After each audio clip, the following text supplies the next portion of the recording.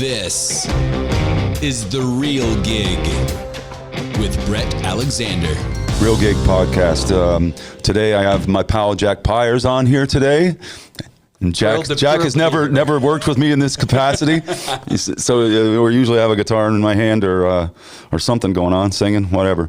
But just to give Jack a little bit of a background on what this is, it's kind of like what I wanted to do was, we have this little podcast rig here at the studio, and I kind of wanted to start doing these sort of little podcasts that would tell stories about all the things that go on around us. We're from this tiny little area, and there's all these interesting people and all these interesting musicians and artists and blah blah blah. And there's not really any logical reason why they're here or why they have been here, and you're one of them. Yeah. You know what I mean? I always like the. There's this great quote by Gertrude Stein that says, there is no there, when she was talking about going back to her hometown after years. And I was saying, when you're traveling, you go to every town and you'll find some industrial park where there's a Target and there's a Bed Bath & Beyond and a Michael's and a Barnes & Noble and all these things. And there's kind of these little places everywhere you go, and they're all just kind of really like, rinse and repeat. But when you get into the alleys and you get into the in the back roads and the back rooms and the bars and stuff, there's like all these interesting stories that that my friends can tell. So and people I haven't met yet. So I wanted to do this little Real Gig podcast to talk about it. So that being said, that's my intro, and I'm just going to set your ass loose. All right? So my ass set loose. your ass so we loose. Can swear? We can swear. You can say whatever you want. That's awesome. Freddie Fabry was on here. You better be able to swear if he's been.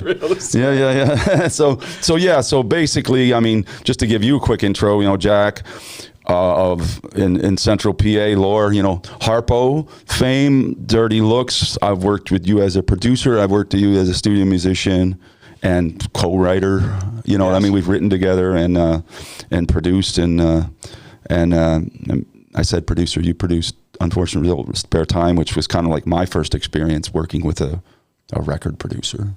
You know what I mean? That worked out well because I had never been a record producer. But there you go. So the bar was low. There we go. Yeah, but it worked out anyhow. So I would let you take it. Start from you're a kid. You go to like Shikellamy High School, right? Oh yeah. Okay. So we'll start from you're a kid. You grow up. You're in. We're in Central PA. We're the middle of nowhere. Yeah.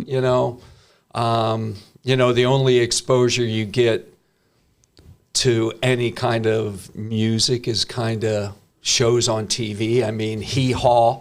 Watched a lot of Hee Haw as a kid. Gloom, Despair, and Agony on that one. Yeah. Roy Clark. Yeah. Yeah. A lot of Hee Haw. Johnny Cash show was on TV. I used to watch that. Yeah.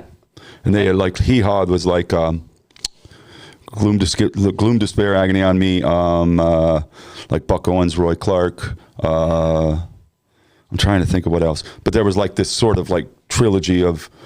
When I was a kid, there was this trilogy of shows on a Sunday. It was like, there was like Mutual of Omaha's Wild Kingdom, right?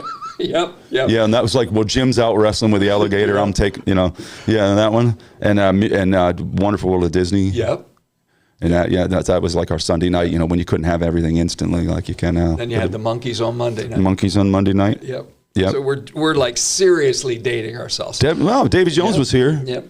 And then the monumental Elvis comeback special. 67. When he was in that black leather suit, it was right saw that, and it was like, okay. Yeah. Yeah. I'd like to do that. Yeah. That is cool. I still want to get the red Hagstrom guitar that he had on that special. Yeah.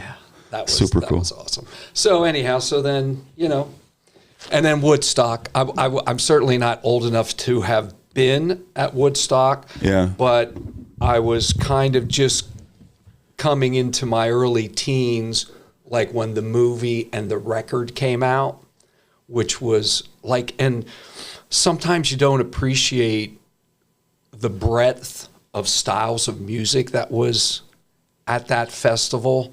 You had The Who, Richie Havens, Sha-Na-Na, Sly and the Family Stone, Crosby, Stills and Nash. Santana, it was like, yeah.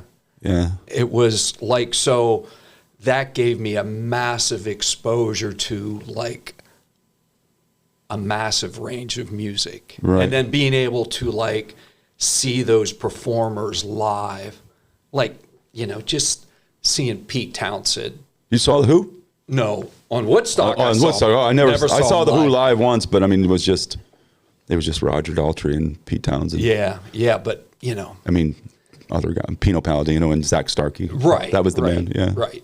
You know, but just seeing those images of those guys, and then that kind of set things in motion. That sets it off. Yeah. But it's funny, you know, because like I came, you know, whatever, 12 years later into like record buying and, you know, wanting to do this myself.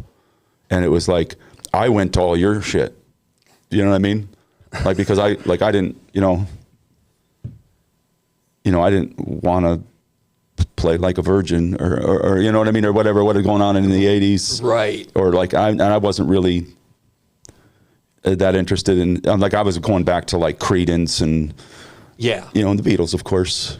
But yeah, so like a lot of guys my age were kind of drawing off what you grew up was happening at the time. Right. Yeah. Right. But anyway, yeah. Yeah. So then, you know, and then, you know, I don't know, started playing guitar when I was like, I don't know, 10, 12 years old. And that's pretty young. Yeah. Had a series of, you know, just awful, right, you know, bands with kids that you're going to school with. And then 1972 is when Harpo started. Really? Yeah. We're a bunch of guys all went to the same high school. And there was one guy who was older than all of us. Bob Miller was his name. And he was like, he just had this concept of taking, because, you know, back then, like every block had a band practicing in a garage. Sure. And kind of cherry picking the best players from those bands and putting a band together. Now, sidebar, I think I only got in the band because my parents would let us practice in the basement. So you had a practice place. So Bill Wyman, wasn't that because Bill Wyman got in the Stones because he had a big amp or something like that? They liked his amp. Yeah, something like that. Yeah.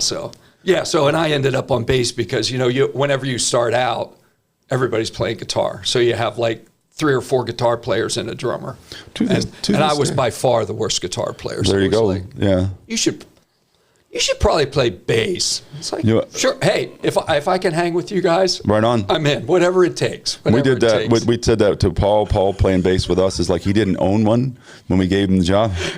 Like he didn't own one. We told the whole story on another episode, but it was like didn't even own a bass, and I called him up and told him, you know, we need a bass player. Go buy a bass. Didn't have an amp. Didn't have a bass. Yeah. That's. I think that's like every bass player's story. It was like somewhere along the line they were a guitar player.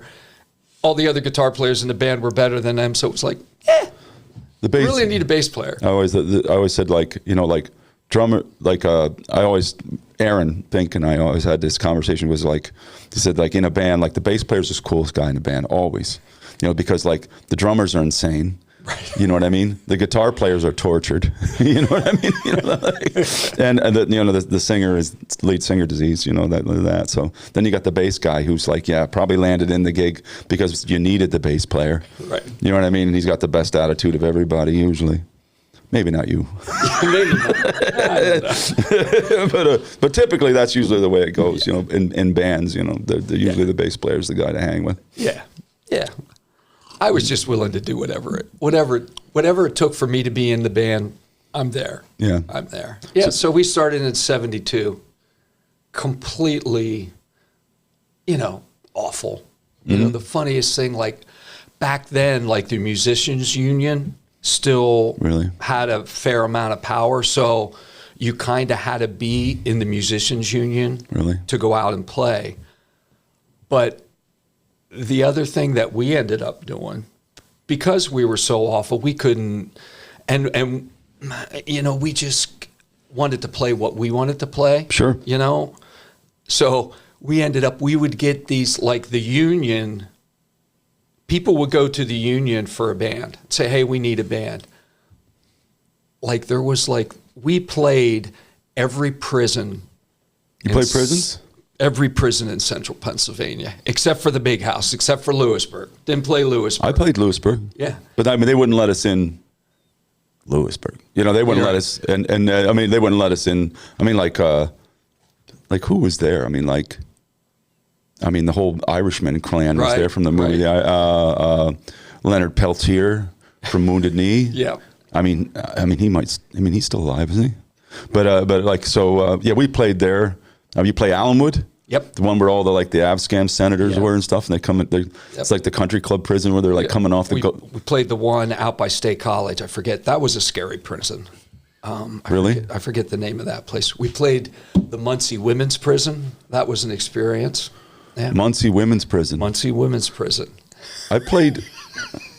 I think I might have played there. Yeah, back then we just you'd get union scale, and it was good for us because we got some jobs. Was there kind of like a courtyard and there were steps overhead and like you play out in the courtyard or you play inside? Some of them, I'm trying to remember. Some of them they actually had kind of like a gymnasium. You played almost like playing at a high school dance in a way. Really? Yeah. So the thing I remember about playing the one I think mine was the Lycoming County Prison. I can't believe we're talking about. I did not plan to talk about my prison tours. Prison tour. No, but yeah, there's a Lycoming County Prison, right? Yeah. But there wasn't that downtown where that bar, that's Williamsport. Where the cell block is. Cell block. Yeah. Yeah, it wasn't. I think I played there one time. Yeah. But I remember playing in this outdoor area, and I was playing with this. I was a kid, so it wasn't my band. I was playing guitar with this Christian artist that was kind of, doing these shows, and I just remember that we had all my gear, and it's gonna friggin' rain. You're looking up and you're like, oh my God, it's gonna rain. I just remember this guy saying, we're here doing God's work, and it's not gonna rain. God's not gonna let us rain. Oh, and it friggin' rain. Yeah, and then as he's loading my PA into the van, there's just this river of water coming off of it. But it was a PV, so it lived. Yeah, thanks, man. It survived. It was a PV. So didn't even bother it. No, you can't do that. But that's what I remember about my prisons. But yeah. So we did that for a while, and then we got a little better, and then we kind of hit that. Then disco hit. Right on. And we didn't really want to be a disco band, but to play any kind of a local top 40 bar, you kind of had to play some funk and disco. Sure. When we had this weird thing, I can distinctly remember playing Shining Star by Earth, Wind and Fire into Good Times, Bad Times by Led Zeppelin. There you go. Why not? But for me, having that experience of playing those songs that just had that grooving bass line served me well. Sure. As time, because it really brought me into that point of the bass and the drums really locking together. Because you have there's even you go to the Stones, Bill Wyman. Yeah. He rarely locked with Charlie Watts in that funk way, because Wyman had a very unique. Yeah, he moved around. Yeah, he moved around, and even in Paul McCartney too. Yeah, same thing. Satisfaction. You listen to that song and you think the bass should be going bum bum ba da da, but not. It's not doing that. He's not doing that.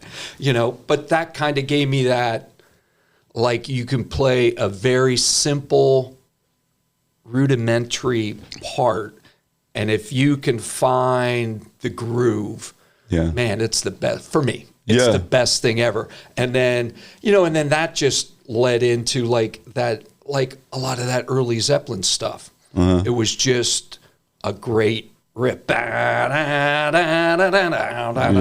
on. Yep, all that really solid riff. Yeah, so great drummer. Dude. Yeah, I just kind of amazing man. Yeah. came into that thing of really locking with the drummer and hooking on a groove. Did you find like okay, mid 70s, whatever, like disco, I would say that'd be mid 70s somewhere. Yep. And did you, like, I've talked to guys, I remembered all that music and I listened to both sides of that when I was a kid, but you don't know any better. You just got, the story I always tell was like when I was a kid, my mother for a period owned a record store, right? And this is just before me buying records, right? So like my first, like everybody said, well, what's your first album? Like what was your first album you ever bought? Jeez. It might have been Rubber Soul. Really? Yeah. Okay. That's a good one. But the story was my mother had a record store. So I bought my first records off of I got them off of out of my mother's record store, right? So I would sit there behind the counter. I'm 10. And I'm 10 years old, and I sit behind the counter and play the 45s and stuff for the people coming into the store. Can I hear that? Yeah. So then we had like a little pegboard on the wall with all these 45s with the top 40 and albums, and it's a Canton, so it's a small store. But so my first 3 records are there's one was like the Beatles Live at the Cavern Club, which was a live record. The second one was the Beatles Live at the Hollywood Bowl, which was a live record. And the third one was Rumors by Fleetwood Mac. All at once, that I got all 3 of those at the same time. But the story is like, so everybody's like, oh man, that's really cool. That's a good start. But my next record was I'm Your Boogeyman, Casey and the Sunshine Band. So it kind of went. What a great groove, And Casey and the Sunshine Band is a perfect example. It's like, I wanted to hate him, but it was like, the groove in all their songs is it's great stuff. It's great. Yeah. But I'm saying, like, was that kind of horn band, disco-y stuff that was kind of sitting side by side, and in some circles, like, it's not like that now, but like you didn't. I mean, you see that like on that 70s show and stuff. Like, you didn't hang with people that didn't listen to the same music. Right. Which is like that is not the way it is now. No. Everybody's all over the place. Yeah. It was very. Yeah. Which was a weird thing in Harpo, because we were just into doing whatever we had to do to be able to play somewhere. So how does it go from that to being the hard rock? Yeah. Yeah. So we progress on. So we finally get to the point where the band's pretty tight. We're getting good. And then we go from kind of like doing prisons and Christmas parties and people's kitchens or whatever we could do. Sure. And then somehow we had played this party for somebody and they had a connection, and we started playing frats in State College. Okay. So then we ended up playing fraternities. Every frat house at Penn State University, which then led to we got hooked up, like the big Moving On concert they have every year. I don't know if you're familiar with that. It's a big event in the spring out on the lawn. And then back then, like the dance-a-thon thing they had. They still have that, yeah. It was live bands. Really? Back then. It wasn't music, so it was just live bands. We were doing that. And then, and then as we progressed with that, we got more rock. But in that lineup of Harpo, the original guitar player, George, we started getting into writing original material. And we had kind of gravitated, like Kansas had just come out, Rush had just come out. So we kind of gravitated to a very kind of prog rock.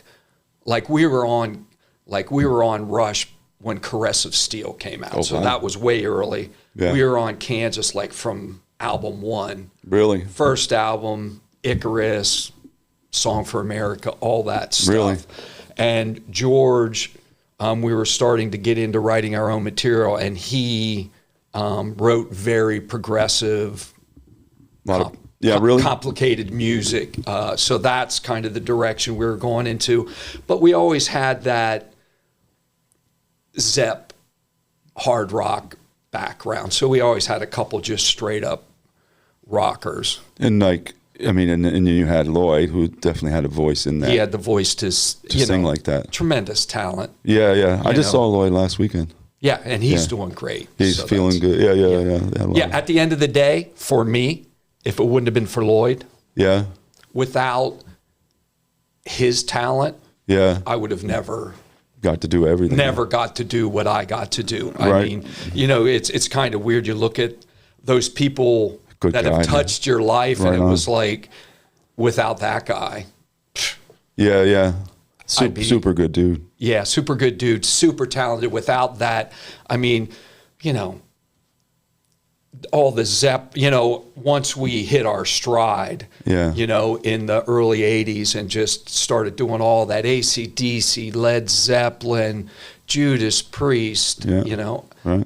it was just like without that guy ripping it. Yeah, you have to have the singer that can pull that off. Yeah. And then, of course, in that format, because we kind of had two lead singers, because Bill would cover like the Aerosmith and stuff like that. Lloyd did all the Zepp and AC/DC and sure. So, I mean, like how long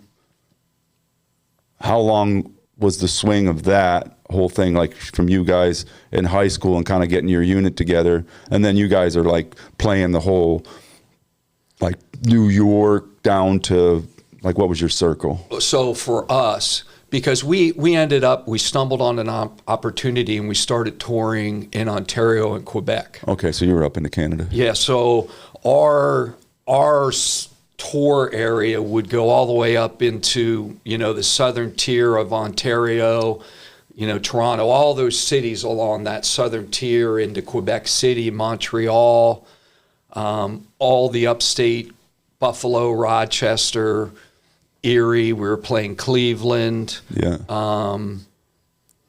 Down Philly, Harrisburg and Philly never bought into us. Yeah. But like DC. York, right on. Yeah, right. Baltimore, Yeah. right on. We're playing down into DC. We're going down into North and South Carolina. Right. So we were covering a big area. But that's the one thing I've said that before, like, because, like, I mean, you guys were from like Sunbury area, and I said like all these bands that were from, like you guys were from Sunbury, like the Badleys were from Selinsgrove, Breaking Benjamin was from Selinsgrove, Lifer. There's another band called Isle of Q that was like had roots in that area, and like there's all this, and it's like the thing that people don't realize is like how much population you can get to within 3 or 4 hours. Like if you're from South Dakota, if you want to play 5 markets, it's not that easy to do.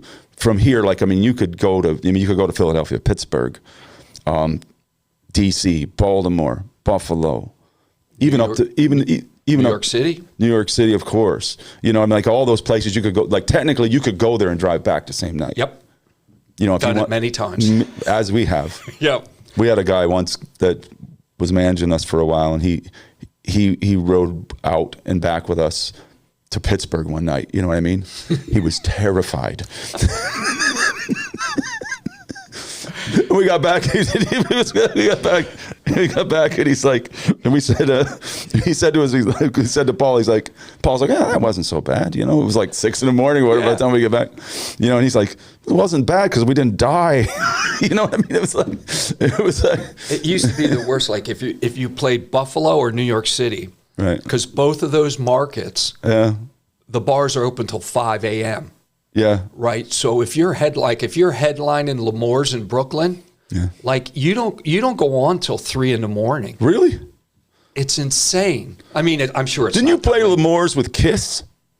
No, we played. You played with Kiss though. We played the Ritz. The Ritz. Kiss. Like no makeup Kiss. Yes, no makeup Kiss, and that was with Dirty Looks. And, that's not hard. What they did to us. This is just so. Gene Simmons. Yeah. It's literally minutes before we're supposed to go on. Right. And this video screen comes down in front of the stage. Nice. And did it stay there? And they couldn't get it back They up? start showing the Kiss movie. Right. So people are going, they're going nuts to Kiss. Roll the movie. And Kiss. Did you? Yeah.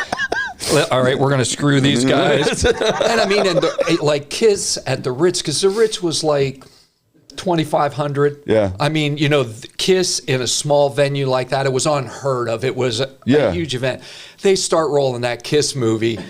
This is outstanding. And we walk on stage, and we're still behind us, and we're just like looking at each other like... Did they lift it? They lifted it, but Eventually? then the cruise, we got booed a little bit. And then we went back. And then I look up, and Gene Simmons, because at the Ritz, there was like alcoves up, you know, and he's looking down at us like, okay. It was like I don't know if it was the Ritz. I read this story once. It was like, I don't know what band it was. It wasn't Guns N' Roses. No, it wasn't Guns N' Roses. It was like, but the bass player Duff was playing some club in the Ritz, and this is like, whenever maybe I have the story wrong, or maybe I have the club wrong, but it was New York. It was definitely New York. They're playing. He said just like this is like playing to a New York crowd. Was like he went to stage dive off it, and they all just like parted, and then beat him up and stole his wallet. It's like, you know, it's like. But yeah, some of those were rough. Rough crowd.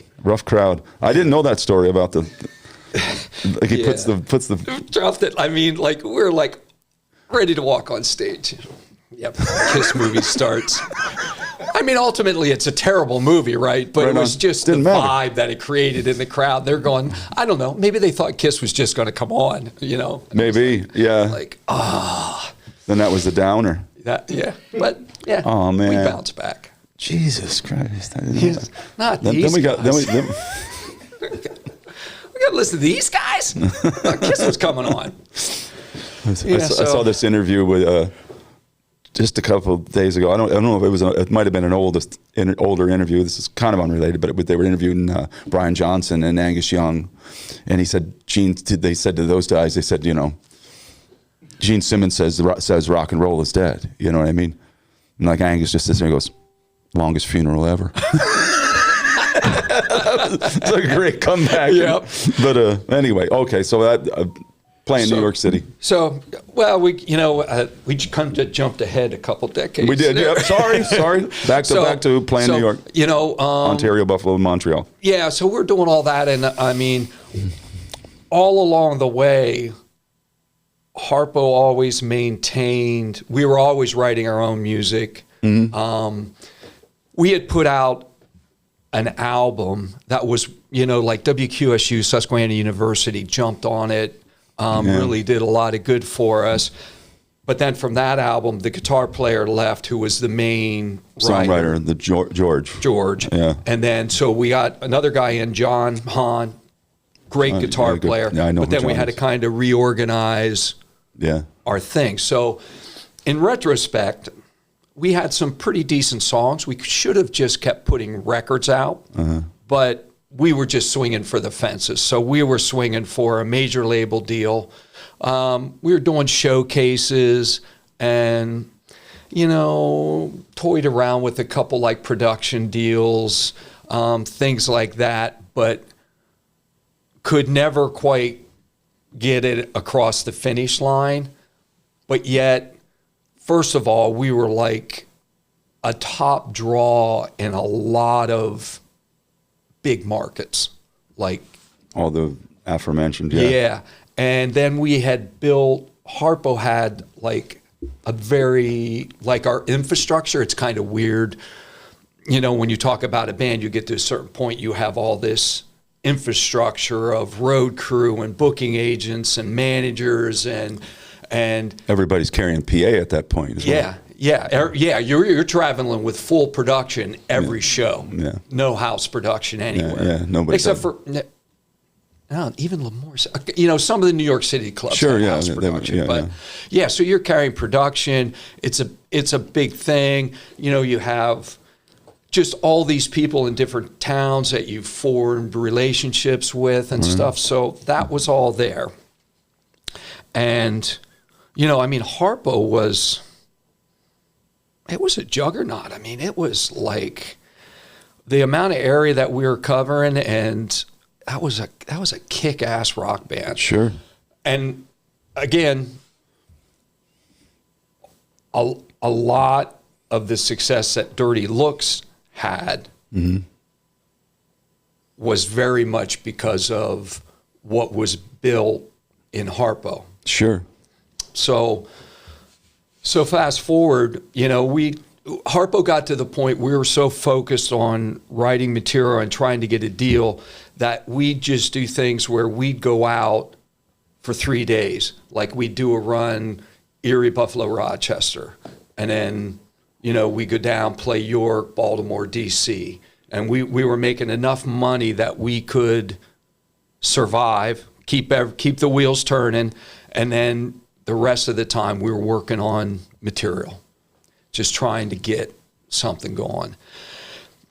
And we even got to the point where, at some shows, because back then you're doing 3 sets a night. Sure. Yeah. Right. So we do a set of all original cover. And, sure. Mixing it in. And again, in retrospect, why we weren't putting records out, I don't know. Dumb. I mean, like that plan, we know those guys, like the guys in Fuel. I mean, they were even after us as far as their record deal. We're kind of doing the same thing. You know what I mean? Like playing, they had written an EP and, you know what I mean? Like, it's not the same thing. They didn't have, the multi-city thing, but, they were kind of mixing it. Right. You know what I mean? Like trying to mix it in with the other stuff. Yeah. Yeah. One sidebar. Like at the time you're doing this and you're going through all this whole circle from, central PA out 5 hours, 7 hours, I guess Montreal probably 6, 7. Yeah. So that stuff, like when we would go to Canada though, we'd go up there for weeks. Yeah. You go up there and stay there. Yeah. Yeah. No, you're not spoke wheeling back. Yeah. Cause that's a little too far. That's too far. Yeah. But like when you're doing that, like, are there any other bands that like, were in that scene that we might not heard of, you know what I mean, or that kind of broke out of that. What's kind like of Lou Graham's from Rochester. We just played with him like the end of last year. Strangely, the guy who started managing Harpo for a while when we were really doing that New York thing, Lou Graham's original band, Black Sheep. Okay, that's what the question. That's where he came from. Yeah. This guy managed them, and the band had fallen apart, and then he helped to facilitate Lou hooking up to get into Foreigner. Because this guy had gone on and was working at a record company. So for what that's worth. Yeah, but I mean, that's interesting to me because like Ronnie James Dio was from Cortland. Right? Now, you told me Ronnie James Dio played your prom. He did. Right? He did. Like that. Like, what is more metal than that? I mean, but that is like Ronnie James Dio played your prom. Ronnie James Dio, but it was in the band. So there used to be this amusement park around here called Rolling Green Park. Okay. Which is gone. And they had this ballroom, and in the summer, every Friday, Saturday, they would have bands there. It was freaking awesome. Yeah. And when it first started, they were the Electric Elves. Yeah. And it was... That was more kind of humble pie-ish, wasn't it? Or am I wrong? They were like... But they could do... Like, so you had Ronnie, and then the guitar player was super short, too. So you had these two really short guys. The other guitar player went to the Rods, right? The Rods, yeah, yes. because I know the drummer from the Rods. Yeah. Carl was actually my real estate agent for about a year.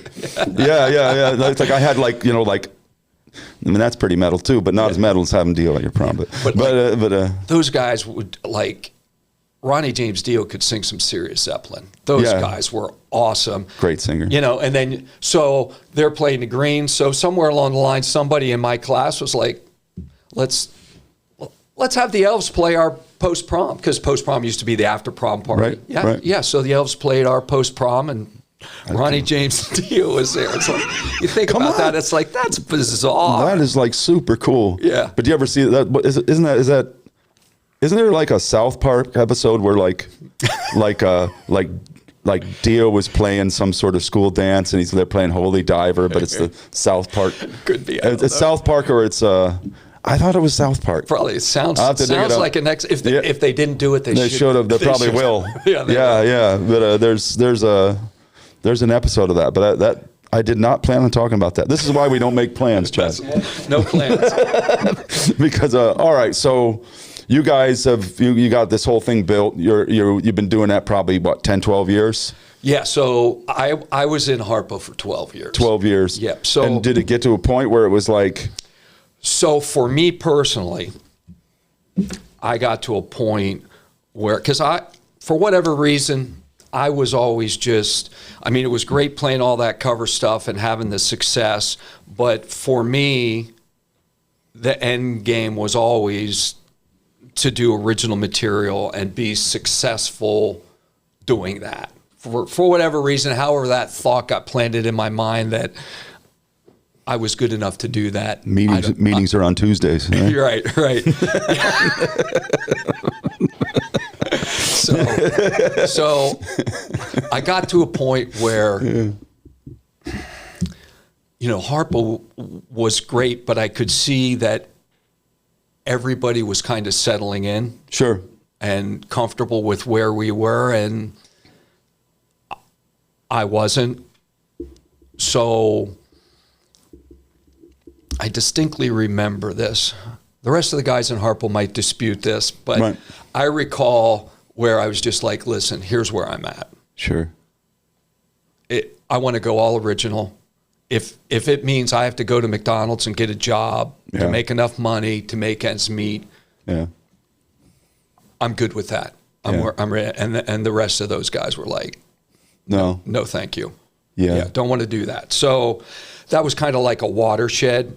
It's not like I was like, well, I'm out of here then, you know. Yeah. So I hung loose. So, we're continuing to do our thing, continuing to, rock the world, as it were. And, unbeknownst to me, like, again, we were like Erie, we were a hugely popular band in Erie. So we'd go through there every 6 to 8 weeks. You meet people when you play, even though you're not playing there every week, but over a course of time. And there was a guy, a drummer, Steve McConnell, and he'd come up and, talk. He had been in a band called the Snowmen, who had relocated to California, kind of ran their course, minimal success, and then he came back. But he'd come up and talk and blah, blah, blah. So unbeknownst to me, Henrik had been out in San Francisco for a while, had a version of Dirty Looks out there. Right. Everything fell apart. He came back. So I don't know for how long Henrik's at the shows watching Harpo. And then one night out of nowhere, I get a call from Steve McConnell. And he goes, hey, man, I just did a session with this guy, and you got to check out this song. Yeah. You just got to check it out. I was like, cool. So then this is like, 86, 85. So you're not emailing an MP3 to anybody, right? So you're waiting for a cassette to come in the mail. So it comes, and it's Can't Take My Eyes Off You. Okay. Which is on the Cool from the Wire record. Sure. And I heard that, and I was like, all right, this is good. Okay. And I'm way interested. Yeah. So I called Steve and was like, okay, let's check this out. So he said, well, why don't you come on out here? So, and at this point, kudos to my wife, because what she was willing to sign up for and do was right. Because, okay, let alone putting up with just the rock and roll life during Harpo. Sure. And making so money. how long were you guys married during the first part? Like, were you married like for a good part of that? So here's the crazy part. I started dating her when I was 15. Right? Oh, really? So she was there for all of it. All of it. Really? The completely sucking part. Yeah. The really great part. Then the suck again. And then, oh yeah. Well, but then it really didn't suck again, because the vision, it was like, I'm going to make this happen. But her willingness to do that. So I was like, hey, baby, we're in this together. Sure. Right? We have two kids at this point. Oh, wow. Right? Two very young kids. Yeah. So I was like, hey, you got to come with me. So we drive out to Erie. We meet Henrik. There's some kind of little neighborhood bar that had a little stage, had a drum kit there, an amp and a bass amp, and was like, all right, let's jam. It's like, all right, so like literally had just met the guy, talked for 5 minutes. He goes, hey, I got this riff. Let's jam out on it. Put a spell on you. To this day, any Dirty Look show that happens opens with Put a Spell on You. So, boom. Song one, yeah. Song one, done. And it's like, okay, I'm in. Yeah. Because I had, at that point, I mean, number one, Henrik had a phenomenal voice. Yeah, he did. He had like, it's just like, okay. And he was a great songwriter in that genre. Sure. Well, I mean, so for the people that are, unfamiliar, that are listening, I mean, very much in the kind of Bon Scott era, AC/DC kind of thing. Yes. 2 guitars, bass, and drums, riff, bass with like a rock frontman singer kind of format. And the thing that Henrik had, like a lot of those, because he sang fairly high. Yeah. A lot of those singers though had that really thin falsetto kind of thing. But like for me, to my ear, like Henrik had like so much harmonic content in his voice when he sang high. Yeah. It was just very full, very different from a lot of other guys, So anyhow.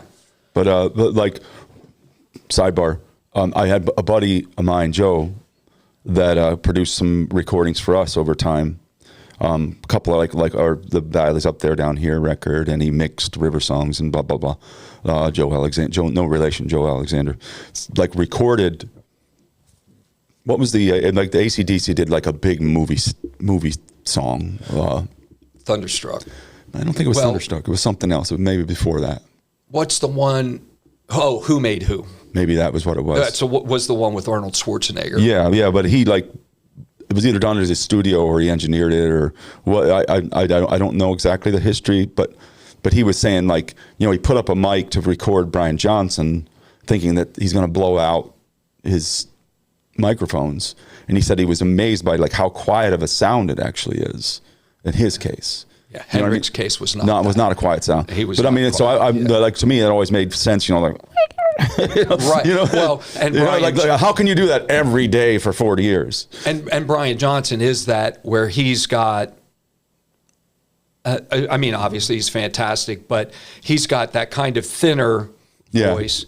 And the other difference with Henrik was Henrik had like really good melody for that kind of thing. Like Brian Johnson, he's kind of like it's blues based, and he's one note. Yeah. He gets that tone, and it's awesome, and he's right there. Where Henrik had melody. Yeah. So it's an awesome note, though. Damn it. Yeah. I love it. Oh, yeah. Anyway. So we do that, and then it's like we're in. Let's do this. So the plan was the drummer had connections in California. All right. So we're going to put this together. We're going to go 3-piece to California. Huntington Beach is where we were going to land. All right. It's like, great, I'm in. Went home, put in my notice with Harpo, and I was just like, right. I'm out of here. But like, I'm starting this other band, but I'm going to be out of here. Going to California. You guys keep all the gear, because we had a lot of stuff. A lot of stuff. A lot of stuff. I'm gone. All right. Great. Okay, so I'm going to interrupt you there one time. Can we keep going? We're like coming up this side. Just keep going as one episode, or should I cut it into? Keep going. All right.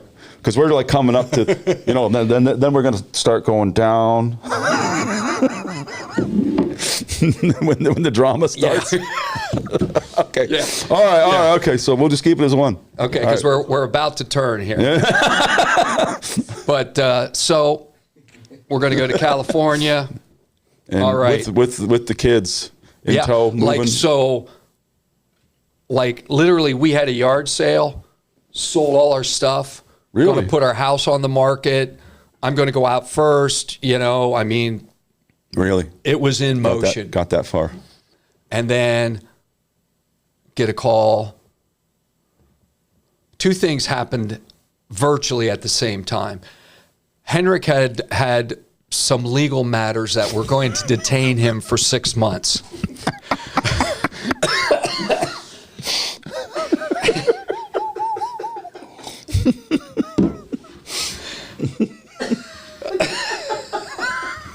Of an undisclosed nature? Of an undisclosed nature. And then the drummer's like, I'm out. He's not doing it now. He's not doing it now. It was like, okay. So you're like, you don't have a microwave anymore. No. You don't have a stove. But I still have a house. You still have this empty house with no appliances in it anymore. They didn't buy the picnic table. So okay, so you still have that. Yeah, I had a couple things. We had a couple things left. So it's like, okay, and I'm in that position where, I got a house, I got a mortgage, got kids. I was making money in Harpo, being able to sustain all this. So then I am undeterred. Okay. Like, right, my belief, whether that is ill-advised or not, right? Many, when faced with a 6-month detention of an unknown nature, might take pause of uprooting said family. No way, man. And because I was completely delusional in the point, I had complete confidence that in the sound that Henrik had, and my ability to work with him, and then all of the infrastructure, all of the people that I had worked with and connections, that once we would get this put together and I would expose them to this, they would be like, if you build it, they will come. Yes, exactly. Okay. So then I get it. I'm working on the back of a garbage truck. Yep. What's his name? I know you're a fan. Did the same thing. Pat D'Annunzio, the Smithereens singer. Oh yeah. Yeah, that was like his dad's business. It's kind of a perfect gig for a rock and roll guy because it's early in the morning. You're done by 1 in-the-afternoon, and then you can rehearse, write songs. If you have a gig, just stay right? up. You're done by 2. Just get up and stay You're home up. by 4. Well, there's no getting up. You never get to bed, right? You get home by 4. You're on the truck and go. I did that. I did that with a bakery when Kelly had a bakery. Right. Come home from the gig, go right to work. Yep. Now, fortunately, I wasn't baking anything, but I was run front of house and help. Yeah, she did all the work. Thankfully, for the business that worked. Yeah, it's much better. So did that. Yeah. So then Henrik is released from his detention. Was he in prison? Yes, he was. So then it's just Henrik and I. Henrik and I are dirty looks at that point.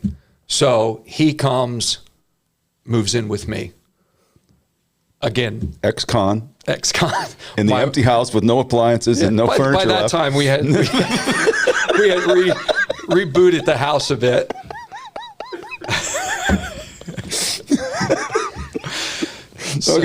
So, and again, to my wife's credit, it's like, sure, bring him on. Yeah, that guy, To your wife's credit, yeah. Okay. So Henrik moves in with me. So, basically because we ultimately, it came out to, we released an independent record called I Want More. Yeah. So basically it was just Henrik and I writing that record and really kind of formulating kind of the power structure. I mean, Henrik was a great writer and he had his thing, but there's like in almost every Dirty Look song you listen to, it's like James Brown, give me the one. Yeah. I don't care what you do, just give me the one. So in almost every Dirty Look song, the bass is going to be riding 8th notes usually, but at a turnaround, it's going to go bump, bump with the kick drum, like Put a Spell on You. Bump, ba-da, ba-da, ba-ba, ba-ba-da. Like that power format is in almost every Dirty Look song. Really, yeah. And there's like a riff, because it was kind of a riff band, Cool from the Wire. Sure, yeah. But anyhow, so we, like, all of those songs kind of got written when it was just Henrik and I. And then, another throwback to Harpo, Henrik and I are sitting in the basement working on stuff. And when I was in Harpo, we would practically end every show with Let There Be Rock by AC/DC. Sure, great one. So Henrik's sitting there and goes, Jack, we need, how Harpo ended every night with Let There Be Rock? We need a song like that. We need that. That's how Ruby was born. The Ruby, okay. And Henrik and I were both Bon Scott guys. I mean, Brian Johnson is fantastic, but for us, the Bon Scott version of AC/DC was really glorious. Glorious. Yeah, no doubt. So, and ultimately, in my mind, that Ruby was never to be like the lead song, because it was just like in the middle. He deliberately sounded like Bon Scott, and to me, that was just like our little tip of the hat. Yeah. Like right on. Because when you go to a lot of the other material, and even though it's in that vein, but it's very different. Like, Can't Take My Eyes Off You. You said that. Not an AC/DC song at all. No. But you said that they wanted to, I'm probably jumping ahead, that they wanted to do some sort of a push on that song, right? Didn't they? Your label. Well, you're at Atlantic. Okay, so here goes this story. Okay, so you haven't got a record deal yet. No, we just ahead. put out our independent record, I Want More. So, and then we go out, our first gig. So we're using the guy who backed out of the project, Steve McConnell, that was like, you know what, I can't do this. He still would cut the drums for us. Mm-hmm. And we'd go out to Erie. We recorded that record. It was like in a dude's living room. Yeah. Because once the digital reverb was born, we were just on the cusp of that. You kind of no longer needed a room. No. Because before there wasn't any way to get a live sound if you didn't have a room. But anyhow, so he would cut the tracks. So then, even though the In Your Face record says A.D. Adams played the drums, he didn't. But he was then the drummer who came into the band, and another guitar player.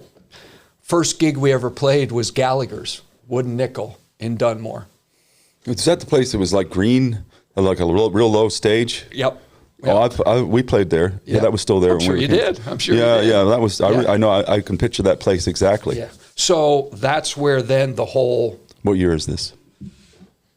86, 87. Okay. So this is where the whole Harpo infrastructure comes in, because Dirty Looks come out, all original.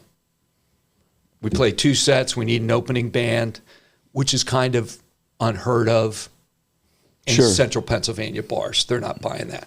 But because Harpo was such a hugely successful band, I was able to leverage that with all the bar owners and be like, this is going to work. Just give us a shot, So we were able to play all those Scranton clubs. Staircase. That was the one in Pittston when it was still in that. Right, it was still in Pittston, yeah. Not many of those old kind of places around. Then of course, we could play Erie because that was Henrik's hometown. Plus, we had the double bang with Harpo being popular there. King James Palace. In you ever played it? No, that's down here. Was that around when you were there? You're talking. Oh well, now you're really getting it. You're talking King James Palace. That's what I said. Yeah, I thought I said that. But King James. King James. King James Palace. Right. So, like out in the, like it was we'll like a get barn. to an interesting story. Fuzzy about Bunny. That. You played Fuzzy Bunny? Well, not really. No, because the Funny Bunny was a little too wholesome for us. Really? Well, because see, like. Not the Fuzzy Bunny I was at, wasn't. Henrik.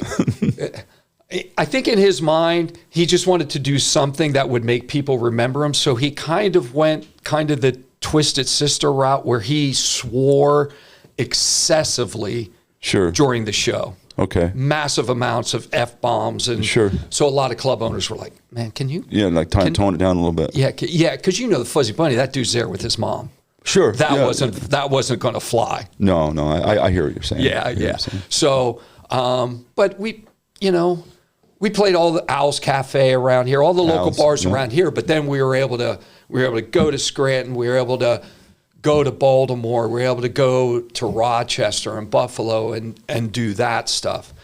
So, couple lineup changes. The drummer and the guitar player, hate to say it, they were just starter guys. Okay.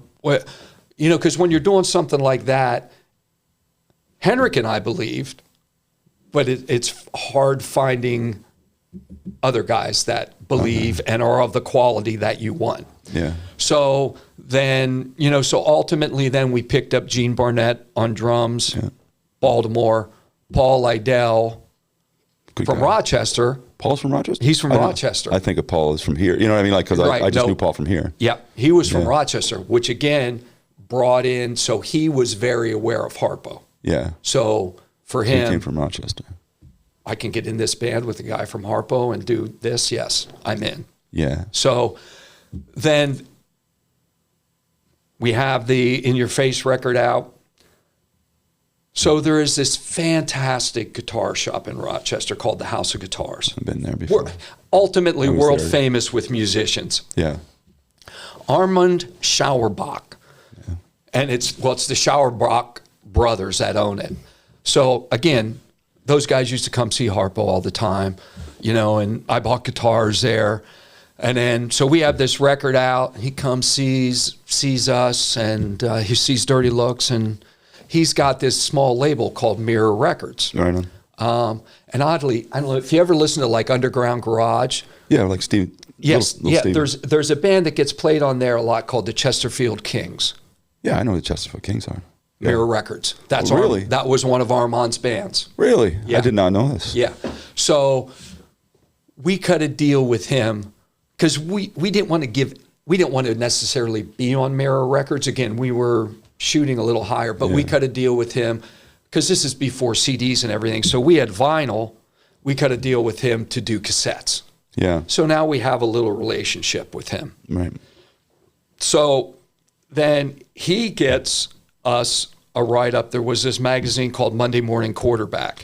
I'm familiar. Yeah, radio magazine. Yeah, which is music industry, like specifically record industry people, review of everything that's going on. Yeah. He gets us this little write-up. He gets a call from an A&R guy from Atlantic Records, Frankie LaRocca.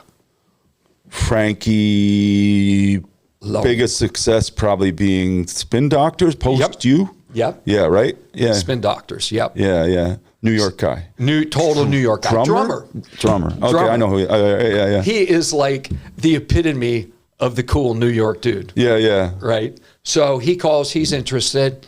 So he flies to Rochester. We're doing a show at the Penny Arcade in Rochester. Heard of that. Armand does his magic to make sure the place is packed to the gills. Right. Paid protesters.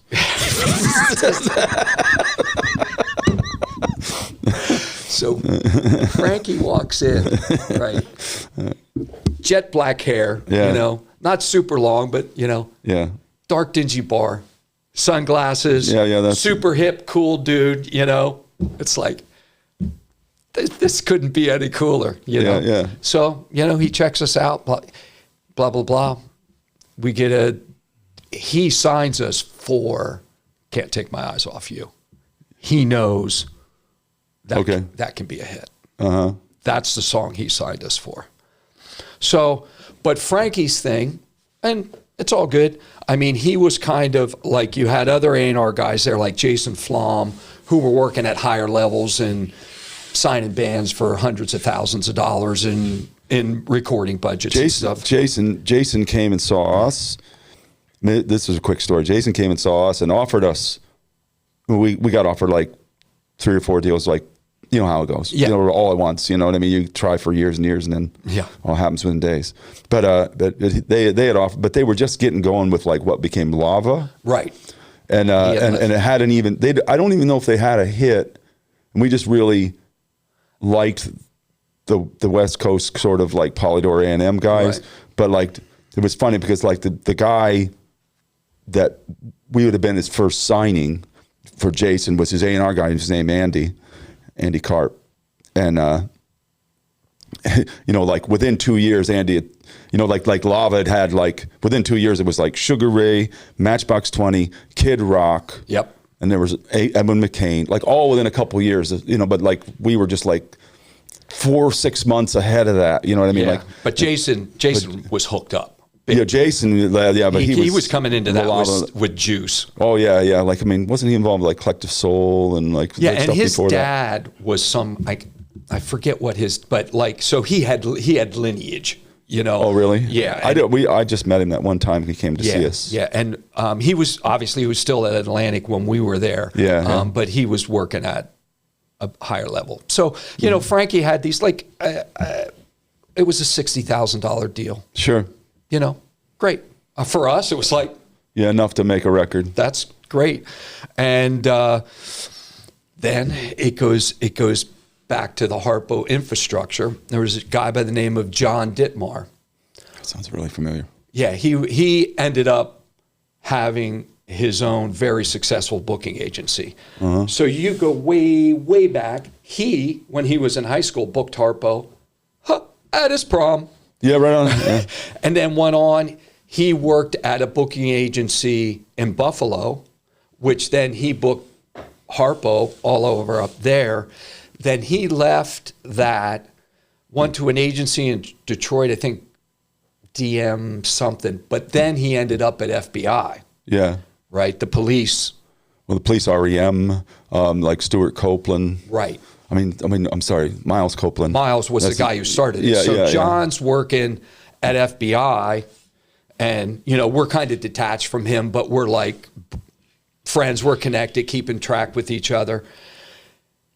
Right at the time when Dirty Looks is starting to talk to get signed, I just called him up and was like, "Hey, John, you know any managers?"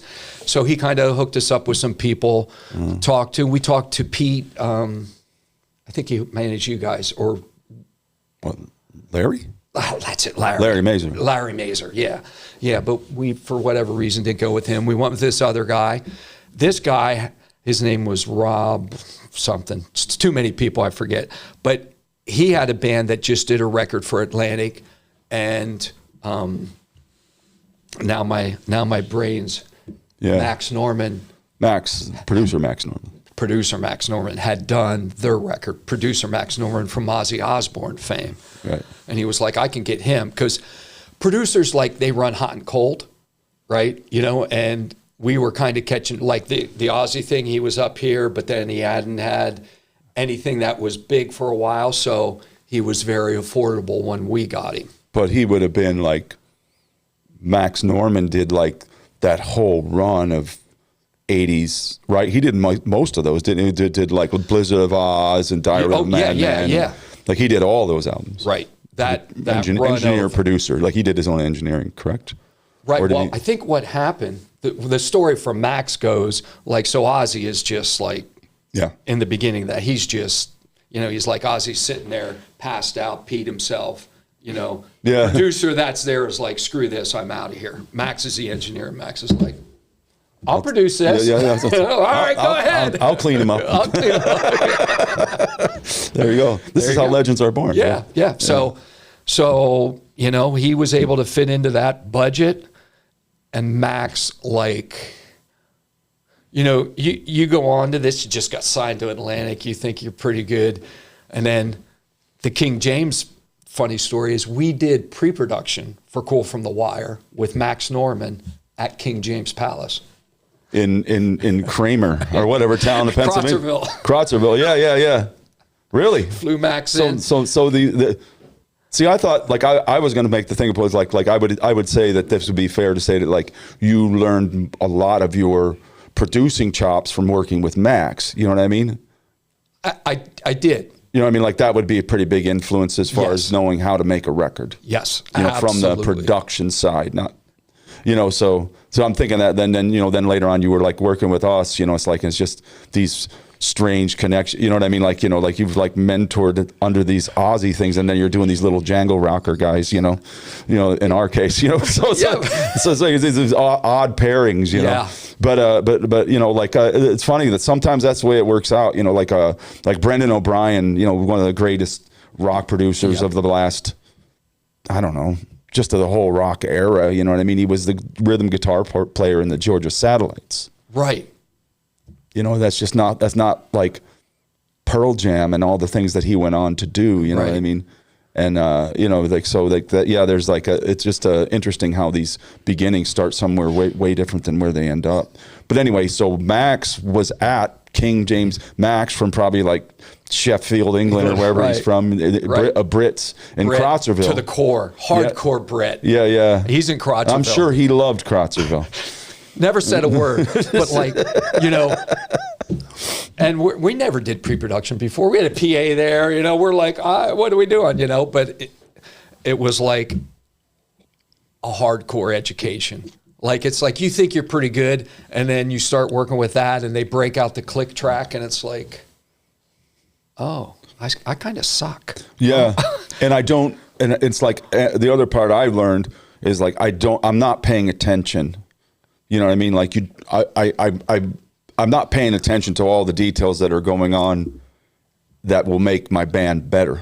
Right. You know what I mean? Like, cause like you're just like turning it up and you're playing loud and you think, well, you know, we rock. But then when you start kind of, you know, moving things around and getting focused, things start sounding really good. Like you were kind of taken back to your disco thing, you know, working with a drummer, and like when everybody's kind of on that grid, and I don't like to use that term because that means that you're editing. I don't mean that. I mean like everybody's on the same page. There's that musically. There's that weird thing that happens when like 4 or 5 guys are locked in. You know, it's like you get ethereal. You can't explain it. There's like this weird energy connection that like, and you know what I'm talking about. Sure. Oh yeah. Yeah. When you get that and you hit that, and it's like, you kind of look to the guy next to you. It's like, yeah, man. All of a sudden there's something else that goes on. Yeah. And that requires, you know, especially in a riff-based band, like that kind of thing requires constant care, and you got to have guys that like swing the same. Yep. And it's not just playing the notes, you know, it's like they kind of have to feel it the same. And that was always the thing, again, when Henrik and I were sitting in the basement writing these songs together, like we never really talked music, and like, you know, I'm working with you guys, and I never talk like this, but you guys are go to the 4 chord and blah blah, and I'm like, okay. With Henrik and I, it was like, where's the groove in this riff? How's the groove? It was always about the feel, because number one, we never played the third. So of the chord, we never played the third. Well, you didn't need it. You only needed one string, you know, really. There was no thirds. No, you know, I don't know. Maybe we're playing a minor. I don't know. We didn't play whole chords, right? Yeah. You know. So, but anyhow, so pre-production with Max, incredible experience doing that. That taught me like how to really break it down and really look at a song and make sure everybody is, and again, that thing where, you know, the style of rock we played, everybody, and Henrik, stylistically, everything was very greasy. Yeah. It sounded sloppy, but it was very precise, because all the greasiness was, everybody was doing it exactly the same, you know, sliding notes in the riffs, and so anyhow, that doesn't just like that. You kind of have to work that out. Yes. What's his Aaron? I'm going to mention Aaron Fink. You know, Breaking Benjamin guitarist. He always was saying, you know, he was just saying like, you know, like doing that kind of mute. I mean, were certainly, you know, they are and were certainly riff based. And he just said, you know, like there's like a soldier-like mentality to being in a band like that. You know what I mean? Because everybody has to do exactly what they're supposed to be doing when they're supposed to be doing it. There's no wiggle room. But then that's what, you know, it's like, that's what makes the fist. That's what that's what drives it. Yep. So we finished pre-production. We're off to a place called the Carriage House in Connecticut, just north of New York City. Okay. Small little studio, small recording room, but SSL console. Yeah. And the latest brand new Lexicon reverb. And like Max was a master on an SSL. And like Max was a taskmaster. Like we were working 12 to 16 hours a day. Yeah. Like the studio had a double shift the engineers. Because like the first engineer started working, and after a couple of days he was like, oh, I can't, I didn't sign up for this. So, they'd have one engineer work an 8-hour shift, and then the next guy would come in. But great experience. And just that, whenever we're in the studio just shitting around, we always talk to each other in English accents. Oh, sure. Yeah. It's like, still do. Yeah. Yeah. Right. It's like, Max and he was brutal, but funny, the English, they can call you an asshole, but it's fine. It sounds funny, and it's. Sure. Yeah. Okay. So I said the Irish are worse. So yeah. So, but yeah, I love it. But keep going. So I don't want to go. Enough of me. Go ahead. So we finish Cool from the Wire. We go home. This is where we take a little downturn. Okay. Atlantic calls us. Shakespearean tragedy. Shakespearean tragedy coming up. So Atlantic says, "Hey, come on into the offices. We want to talk about getting the video together, because MTV was new, so everybody had to do a video." So we walk in a room. So it's Frankie LaRocca, Tunj Aram, who was Amit Erdogan's right-hand man, had been there forever. Amit was transitioning into retirement at that point. But so we're sitting heavy hitters in Atlantic Records. We're like, okay, Frankie signed us because... You ever meet him? Who? Amit. Nope. Never did. No, because Doug Morris was president at the time we were there. Never met Amit. Met Tunj. Yeah. Keep going. So they're like, okay, so let's talk about the video for Can't Take My Eyes Off You. Unbeknownst to me, Henrik goes, no, that's not going to be our video. They were like, no, this is the song. He goes, well, you can make a video to that song, but I won't be in it. Oh, nice. Yeah, and they were like, okay.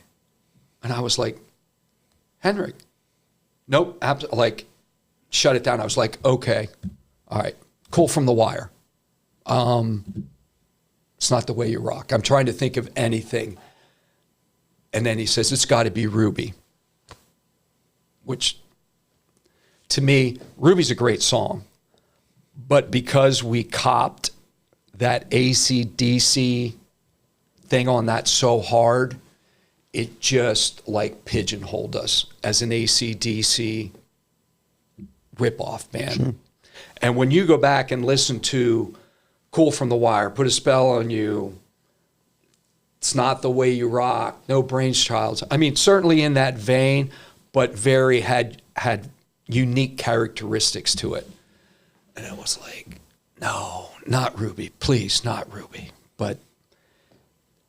And to this day, I don't really know why, because he just shut it down, wouldn't talk about it. Really? Yeah.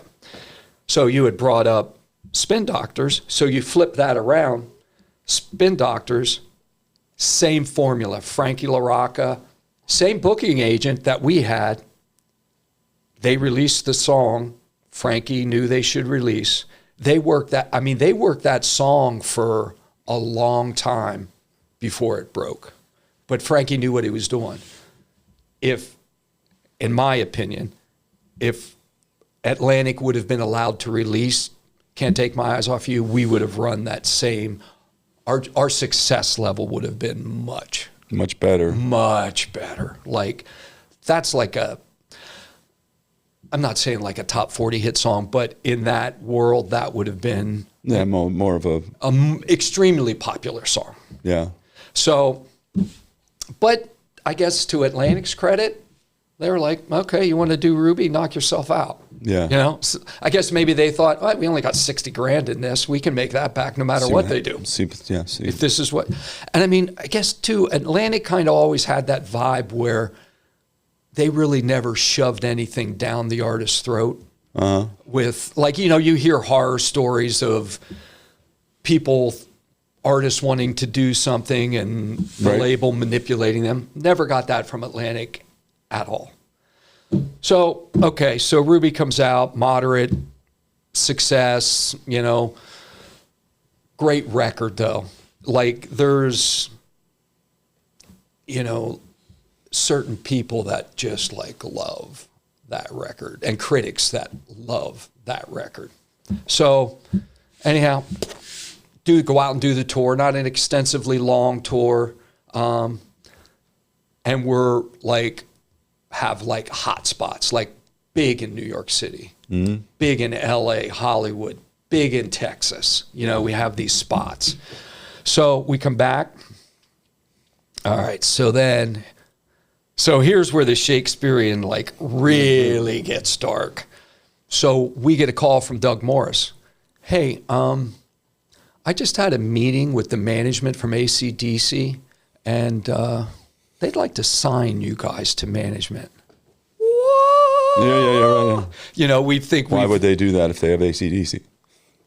Well, didn't ask that question. Yeah. It was just like, yes.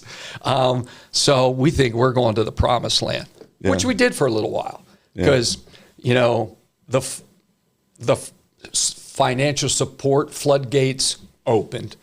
Like, you know, we were flying to Cali. We did demos with Bo Hill. You know, we were on record company welfare while we weren't, you know, we were getting paid while we weren't working. You know, they're just, you know, it was on our tab ultimately. Ultimately, you would have never seen another dollar if you had a gold or platinum album. Right. So we think this is fantastic. So, you know, we're doing Turn of the Screw. What was the record plant in New York City? Nice. Yeah. I was never there. Beautiful. Huge room. You know, we're put up at an apartment on the west side. It's, you know, it's just all great. So then we get that done. Pretty pumped about the record. And then, you know, then there's always, from the time you finish the record too, you're going to start the tour because you have to let the record company do all their stuff, get everything. We, you know, fly to LA, do a video for the record. Right. And then just like 88, somewhere around there? Okay. Yeah. So a couple of things started to happen. Like, so at that point, Henrik and I used to have musically, we never separated. Yeah. Like, creative vision and direction, right on. But he started to feel that he needed to make a lot of the business decisions. Hence, going back to the Can't Take My Eyes Off You was a business decision. Sure. Right? Which didn't really pan out.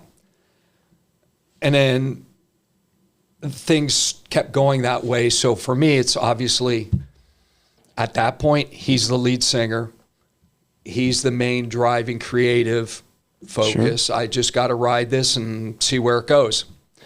So behind the scenes, unbeknownst to me and to Henrik at that point, AC/DC was at the end of their contract with Atlantic, and we're in negotiations.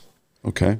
It appears, and I've gotten this information secondhand years later. Sure. That I think AC/DC moved to CBS, was it maybe? I bet I know where this is going. Keep going. Right? Yeah. So I think the deal was already struck. They're gone. And then Stephen Stewart, the managers of AC/DC, are pumping Henrik that he's going to replace Brian Johnson, right? So you throw Henrik, you give him a little, like, it's like, That's okay, that could make you lose your mind a little bit, right? So he was getting pretty arrogant at that point, Sure. and, like, F this, blowing off shows and, Done right? with you people. He thought. Done with you peasants. Yes, Be gone with you. exactly. Which it's like, okay, didn't know that at the time, and that part came directly from Henrik years later when I reconnected with him. They were definitely fan of that. But for some reason, Steven Stewart thought it was necessary to destroy us. I don't know. I mean, we're just this little band. Something that they had such bad feelings with Atlantic that they didn't want to leave them with a stable that could possibly, certainly we wouldn't replace AC/DC, but we could fill the gap. Mm-hmm. We could step in there. And so they're pumping Henrik with all this garbage. and at the same time, this guy, he's really not good enough to be in the band, and this guy's not good enough. So, turn of the screw, we go out, album dies. And to me, it's like, I don't know, I thought that was a pretty good record. And you're just thinking to yourself, okay, so we missed the mark on that. It was a very difficult tour because Henrik was in his own little world. He's thinking he's going to be in AC/DC, and it was just a difficult, very dark tour. Yeah. So we had finished. Like the Spinal Tap people knew what they were doing. When they made that movie, it's like, Yep. It's like, when Ozzy said, like, I watched Spinal Tap, I didn't laugh once. It was too real. I lived every scene. Yeah. So we're coming up to what maybe we thought was the end of the first leg of the tour in Tennessee. And tour manager comes in. Was like, hey, man, okay, I just got a call from Atlantic. They're going to bring you guys back in. We're going to go in and do another record. I'm like, great, perfect plan. Let's do that. Let's build our catalog. Whatever happened, okay, they're ready to do another record. Let's go.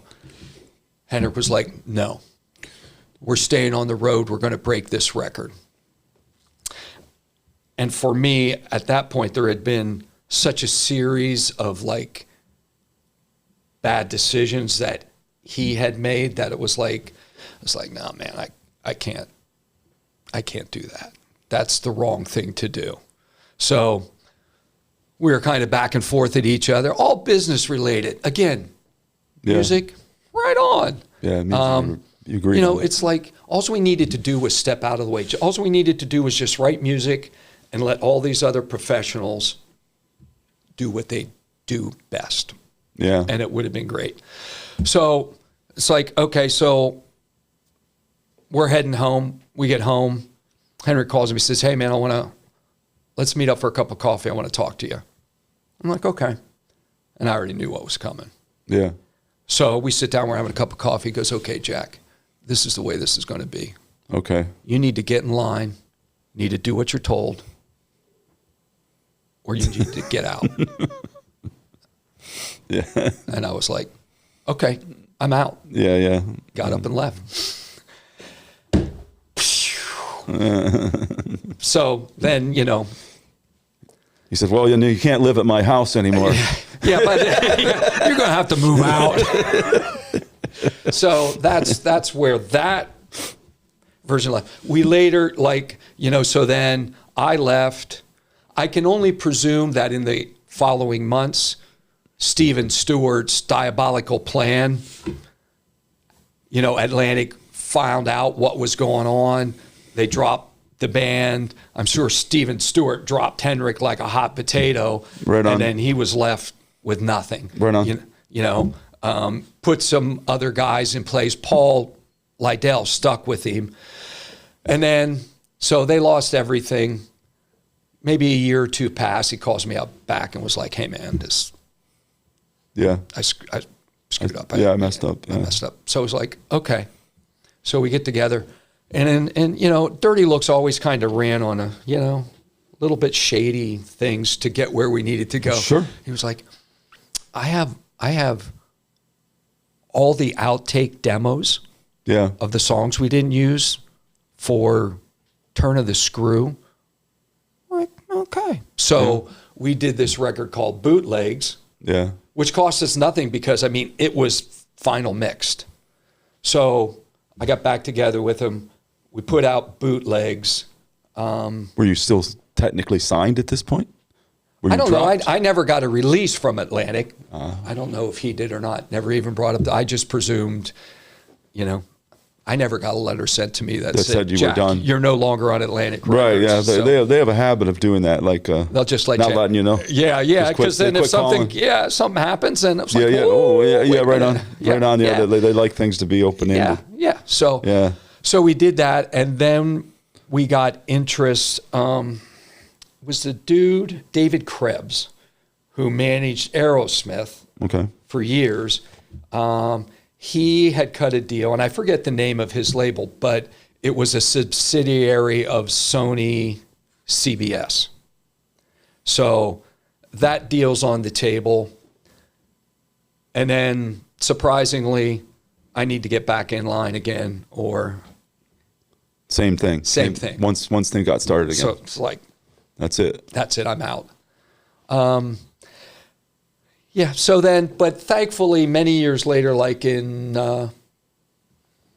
2010, Henrik and I got back together and did a record called Super Deluxe, which was... I remember that. Yeah, was very cathartic. Yeah.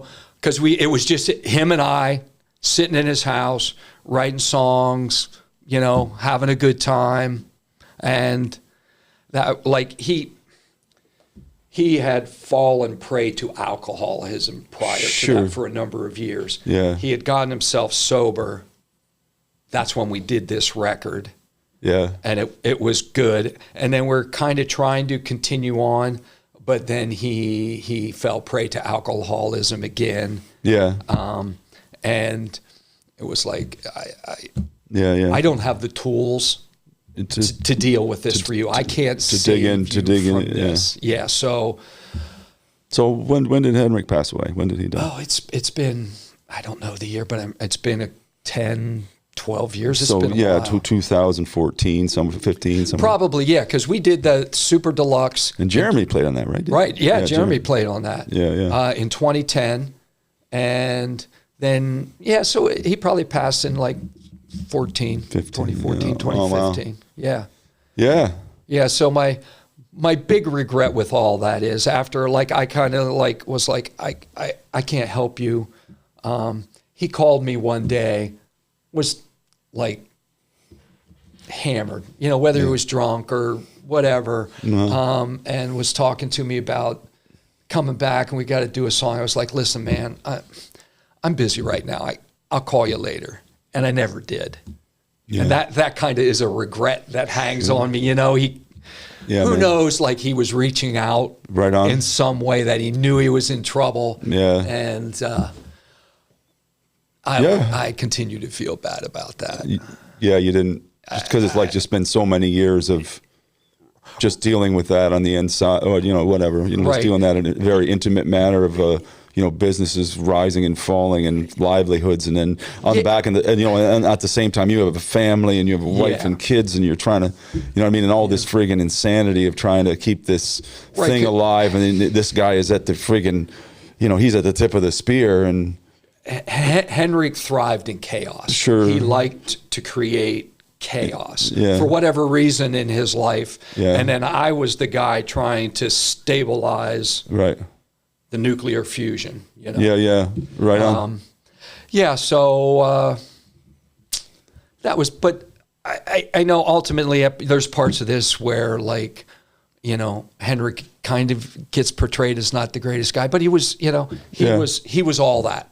He was a great dude, and he was a prick, and just like all of us, Just like all of us, and, we all have our moments. And it's a familiar tale, like, you know, everybody goes through that. There's this great, I think it's on Amazon Prime, about the Tragically Hip. Did you see that? I did. You know what I mean? It's sort of the same stuff. Yeah. You know what I mean? And we were big fans of those guys.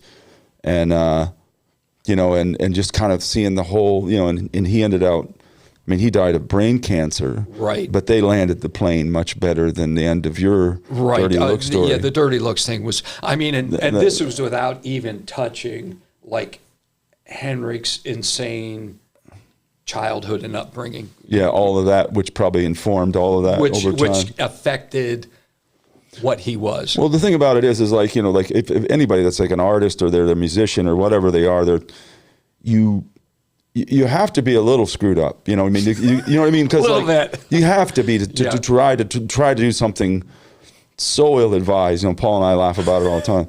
You know, and you know, him and I are both. You know, I mean, you got to be a little screwed up to try to do it in the first place, and then at the same time, you're looking at, what do I want to say? Man, losing my train of thought with it. But it's like you're hanging on. Just that personality is you hang on to the things that other people let go. Yeah. Up here, and that's the only way you can write songs. That's the only way that you can be an artist, because everybody else is like, well, you know, really, you know, well, my girlfriend left me. That really sucks. Well, you know, some other guy will friggin' put that in his head and make a trilogy out of it. You know what I mean? And you know what I mean? And you have to be that way. You have to hang on to things that other people let go of. You know, and that's a much more healthy way to live, to let go of it. But I guess somebody has to. There's a certain need of that can never be filled. Right. If you're going to do something as stupid as this whole tale that you've told me, you know what I mean? There's got to be something. There's got to be a screw loose in there somewhere, and then, Jack. You know, some desire or need to do something great. Or impress somebody, or, you know, whatever that may be. And guaranteed all of it comes from our childhood. Whatever, yes, we do. You know, somebody else will have to analyze me to figure out. Somebody will have to figure it out. I'm sure Kathy has a good idea. Oh, I'm sure she does. Cool. Well, I'll tell you what. To be continued. We'll fold the tent up for now. Absolutely. There. And thanks, Jack, for doing this. And this is a totally different thing for you and I. We're used to making music, not talking about it. But it was cool. Thanks for coming on. Hey, thanks for having me. All right, pal. This podcast was produced by Stone State Entertainment.